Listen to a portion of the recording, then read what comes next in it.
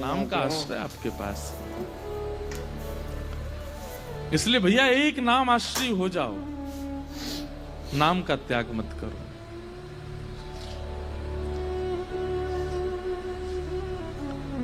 एक भगवान के परम भक्त थे केशवदास।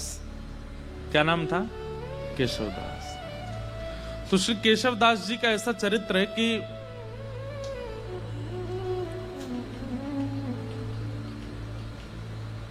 एक बार कहीं कथा में बैठे थे।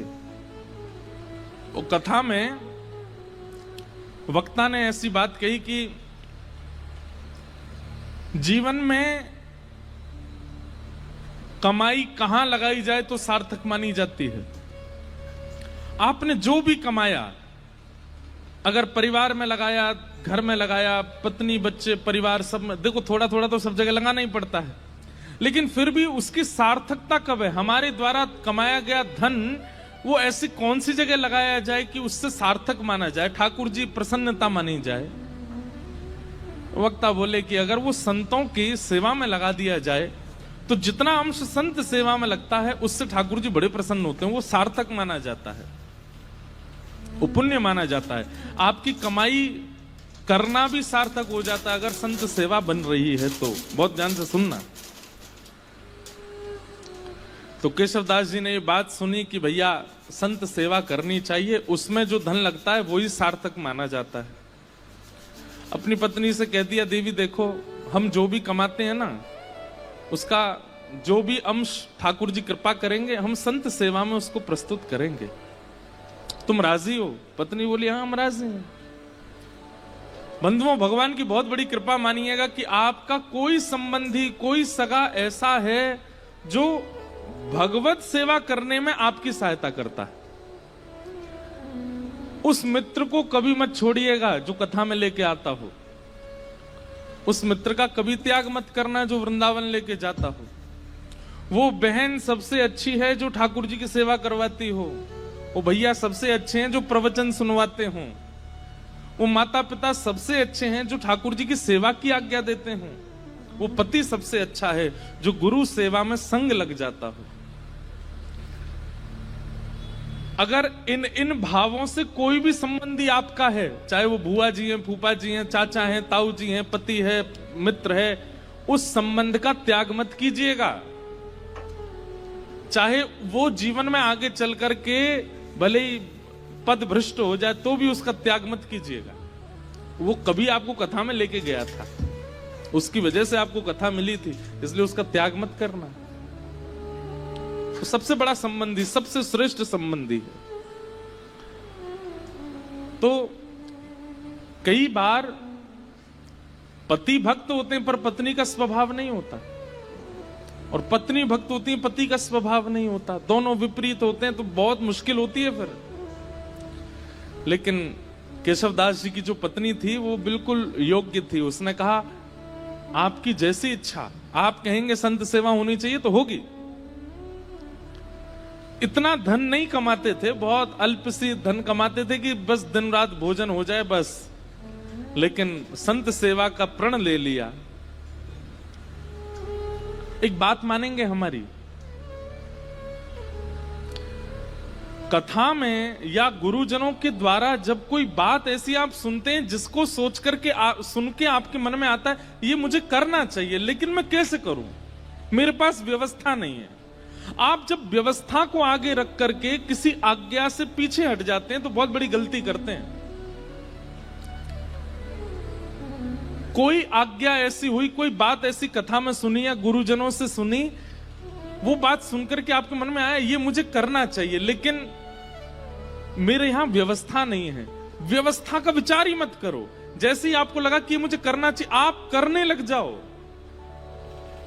जिन महापुरुष से आपने सुना या जिस ग्रंथ की बात आप सुन के आए हो वो सामर्थ्य प्रदान करेंगे, व्यवस्था कर देंगे, आप बस लगना शुरू करो उसमें।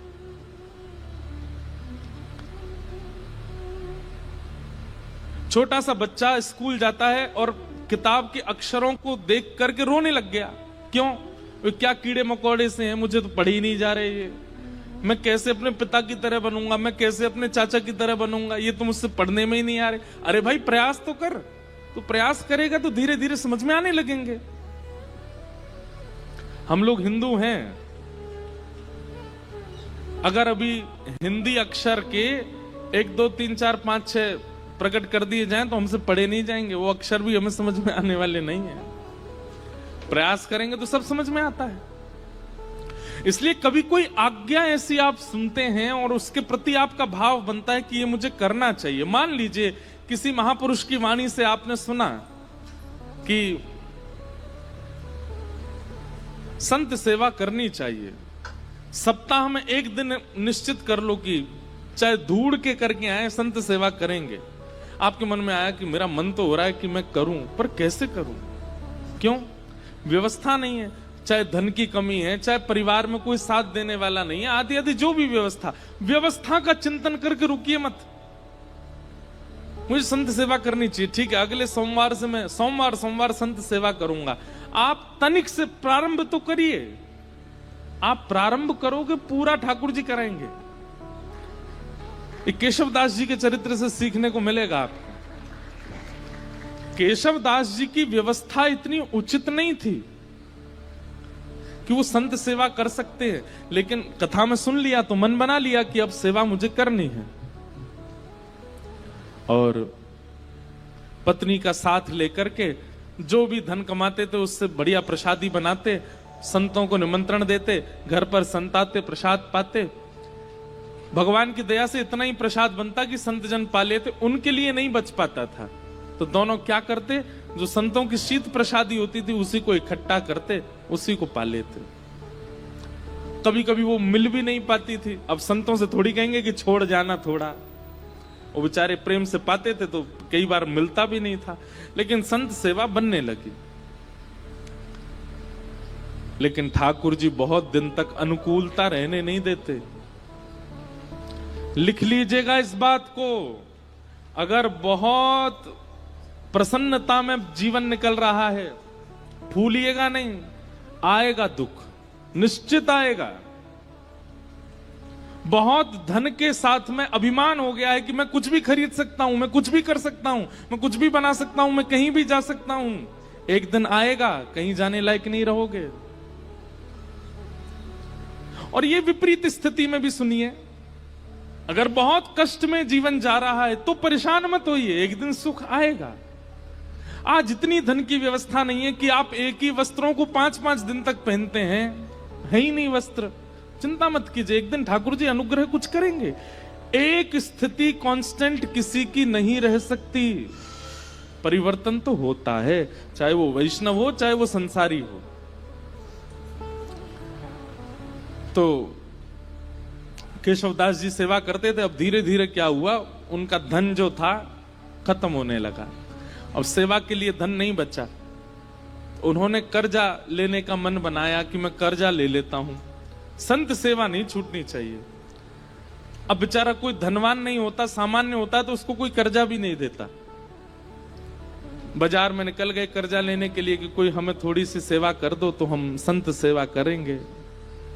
किसी ने भी उनको देने से मना कर दिया। लेकिन एक चतुर व्यापारी था, जब ये गए उसके पास, बोले आप जो कहेंगे हम ब्याज सहित आपको वापस कर देंगे, हमें थोड़ा सा धन दे दो, संत सेवा करनी है। तो व्यापारी ने कहा ठीक है हम दे देंगे तुमको धन, लेकिन बदले में हमको ब्याज सहित धन नहीं चाहिए, एक सेवा कर दो हमारी।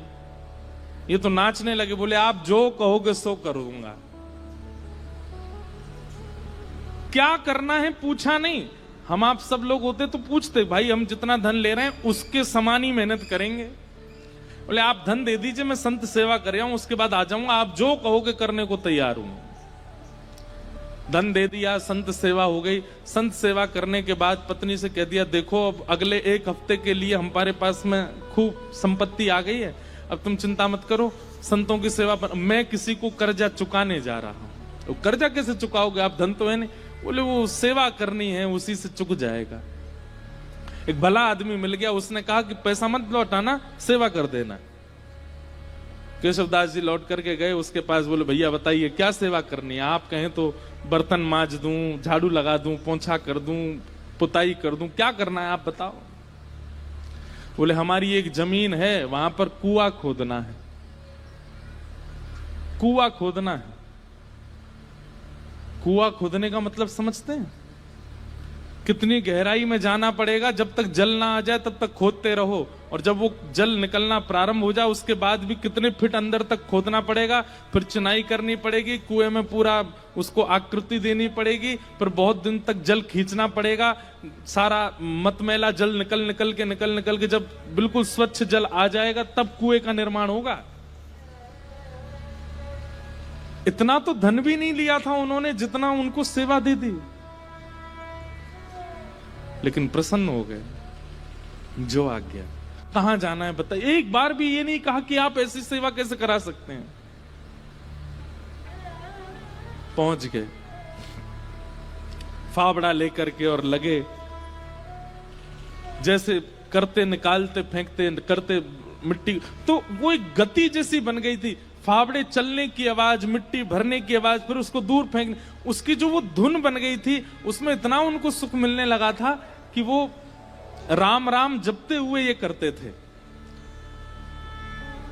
और उन्होंने नियम लिया कि ये मैं अपनी संत सेवा चुका रहा हूं, किसी से लिए थे मैंने धन संत सेवा, वो चुका रहा हूं।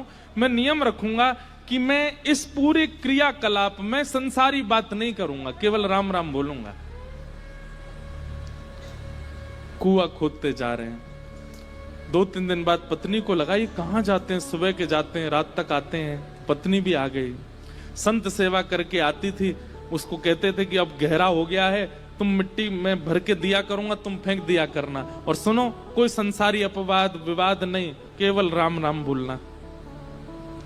उनका तो अच्छा भजन हो गया। बोले कि इतने प्रसन्न रहने लगे केशवदास जी, बोले भजन भी हो रहा है और मेरे पैसे भी चुक रहे हैं।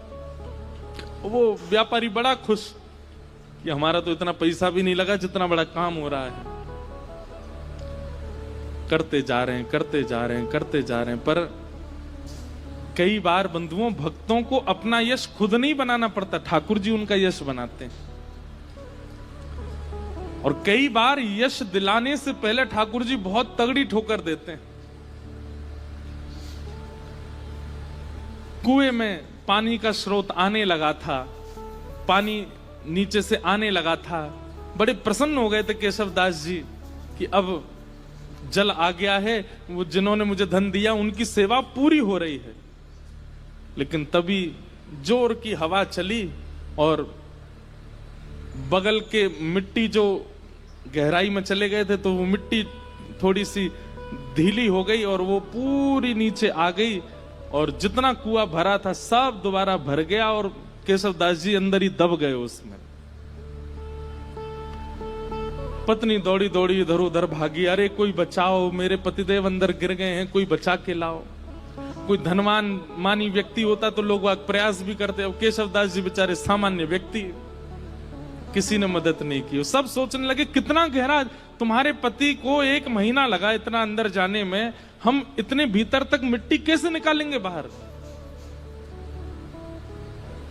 कुछ लोगों ने सोचा, बोले भाई अकेला निर्वहन कैसे करेंगे, कुछ पैसा वैसा देके इनको शांत कर दो, और कुछ धन धान्य दे करके उनको, बेचारी वो भी कहां तक किसके पास जाती हैं।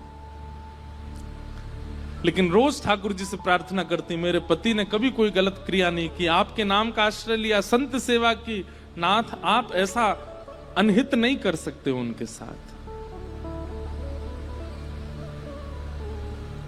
1 महीना व्यतीत हो गया, मृतक घोषित हो गए केशवदास जी। 1 महीना बाद जहां वो कुआं खोदा जा रहा था, अब तो वहां पे कुआं खोदने का कोई प्रश्न नहीं उठता था। लोगों ने कहा कि इसमें तो आदमी मर गया, भीतर अब कुआं मत खोदना यहां पे। लेकिन लोग बाग जब वहां से निकलते थे तो वो एक मिट्टी का टीला बन गया था। जब वहां से निकलते तो राम नाम धुनी सुनाई देती, और राम नाम धुनी केवल राम राम करती हुई सुनाई नहीं देती, साथ में झांझ, मंजीरा, करताल, सारंगी आदि आदि वाद्य भी सुनाई देते, जैसे मानो कोई उत्सव महोत्सव चल रहा हो। आते जाते लोगों को लगता शायद पास के गांव में कीर्तन चल रहा होगा, लेकिन जब 10-15 दिन तक अखंड नाम धुनी सुनाई देने लगी, पास के गांव में जाकर के देखा कोई उत्सव नहीं है, तब बोले शायद यही कुछ है। तभी एक राजा को यह बात पता चली। उस राजा ने अपने सैनिकों को लगवा करके पूरी मिट्टी निकलवाई वहां से, और भीतर जाकर के जब देखा तो एक मट्टी का एक मानो जैसे कुंज जैसी बन गई थी, और उस कुंज के भीतर सुंदर पात्र में सुंदर प्रसादी रखी थी, और प्रसादी के साथ ही भीतर एक दिया जल रहा था, और वहां पर श्री केशवदास जी बैठ करके कीर्तन कर रहे थे, और उनके कीर्तन के साथ में वहीं के जितने जीवाणु आदि थे वे सभी मानो जैसे करताल मंजीरा आदि ढोल बजा करके उनके कीर्तन को सार्थक कर रहे थे। ये देख करके सब हैरान रह गए। नाम का बल ये सामान्य बात नहीं है। नाम का आश्रय लेने वाला व्यक्ति कैसी भी परिस्थिति में हो, नाम सब सुलभ कराने की सामर्थ्य रखता है। ठाकुर जी के नाम में इतना बल है। हमारे गोवर्धन में एक बाबा गए,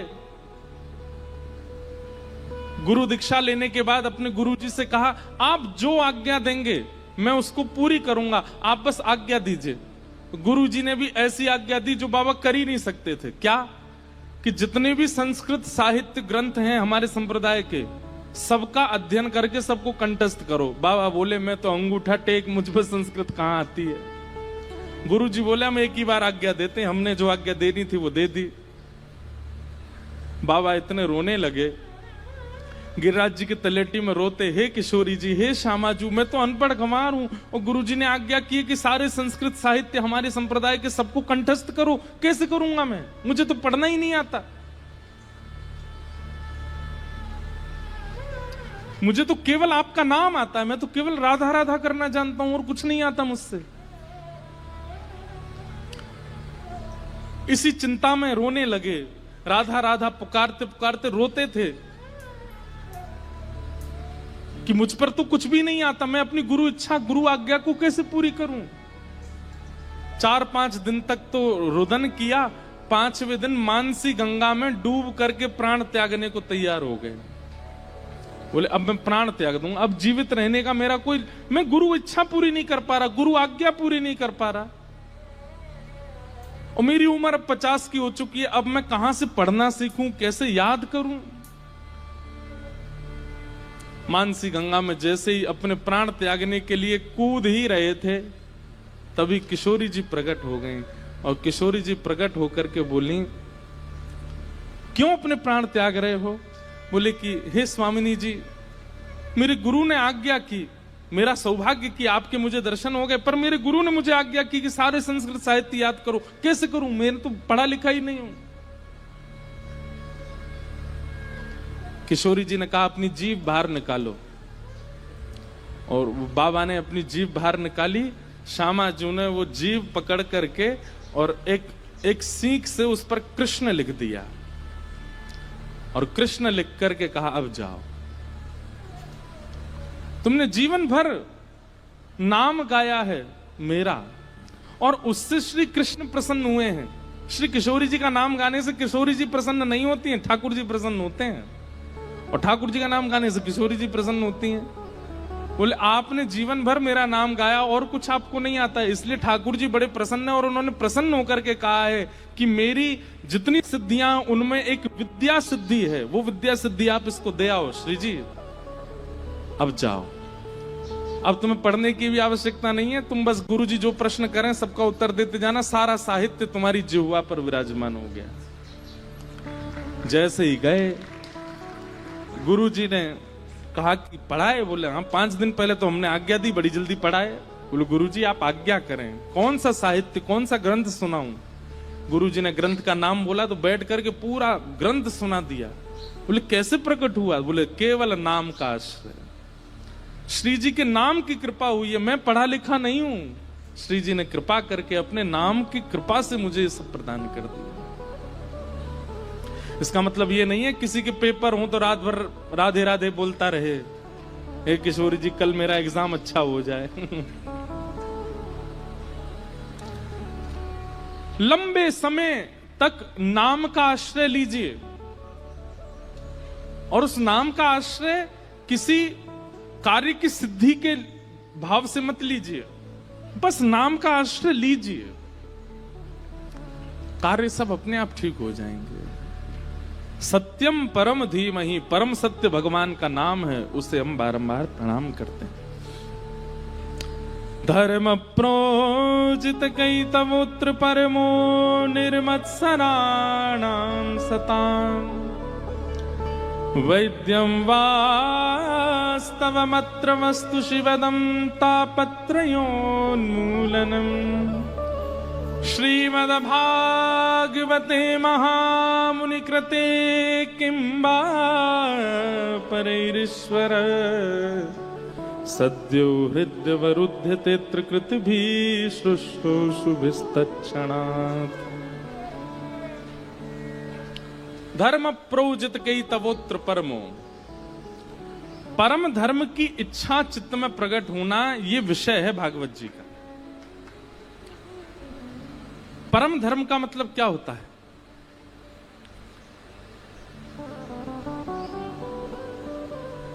परम धर्म का मतलब क्या है कि अब मैंने बहुत कमा लिया, बहुत खा लिया, बहुत कर लिया, बहुत सब कुछ करके देख लिया, अब मुझे एक ठौर चाहिए बस।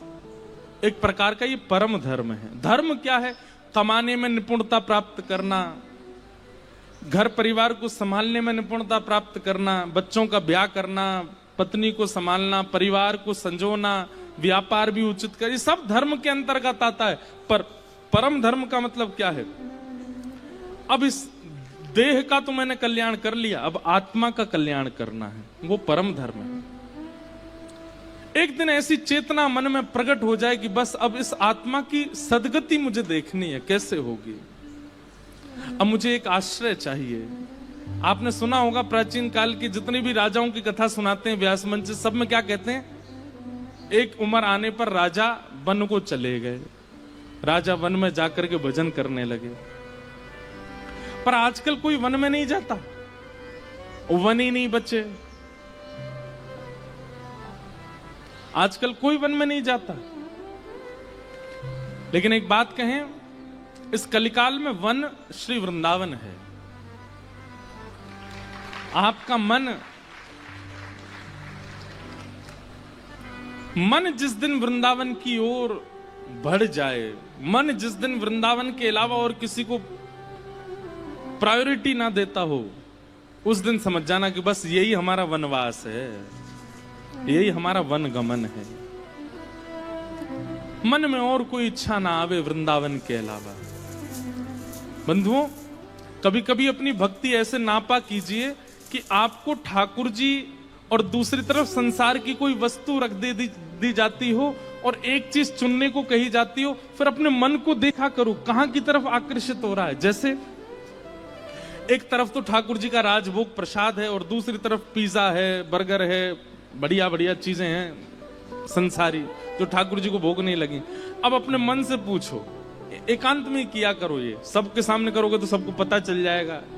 और कई बार सबके सामने तो आप आडंबर भी कर सकते हो, जबरदस्ती प्रसाद ही पकड़ोगे। पर कभी कभी अपने आप से पूछिए कि आपका मन किस तरफ जा रहा है। आप नाम जप करते हैं, रोज तिलक लगाते हैं, कथाएं सुनते हैं, कभी कभी नाप तोल के देखा तो कीजिए कि भक्ति की स्थिति पहुंची कहां अभी। बहु व्यंजन एक तरफ रख दीजिए और ठाकुर जी का प्रसाद एक तरफ रखिए, और बिल्कुल बिना चीटिंग के देखो कहां की तरफ, किसकी सुगंधी की तरफ, किसके स्वरूप की तरफ जीव में पानी आ रहा है, मन जा रहा है। अगर वो संसारी वस्तु के प्रति हो रहा है तो फिर उसके बाद भजन में एक माला बढ़ा दो, थोड़ा सत्संग और बढ़ा दो। और यदि वो ठाकुर जी के प्रसाद की ओर भाग रहा है, बहु व्यंजन सामने रखें लेकिन मन में इच्छा ही प्रकट नहीं हुई, ठाकुर जी का प्रसाद प्रधान है, तो अब ये समझ जाओ कि हमारे गुरु की कृपा, हमारे भजन का प्रभाव, हमारी सत्संग, हमारे पुण्यों का प्रभाव, ठाकुर जी हमें प्रिय लग रहे हैं। अब प्रसन्न हो जाओ, स्थानों को रखो। एक तरफ अपॉर्चुनिटी है आपके पास कहीं विदेश जाने की, और एक तरफ अपॉर्चुनिटी है फ्री समय हम वृंदावन भी जा सकते हैं। कहां जाना चाहिए? लेकिन मन में विदेश का ही आएगा। यहां बोल रहे हो आप लोग,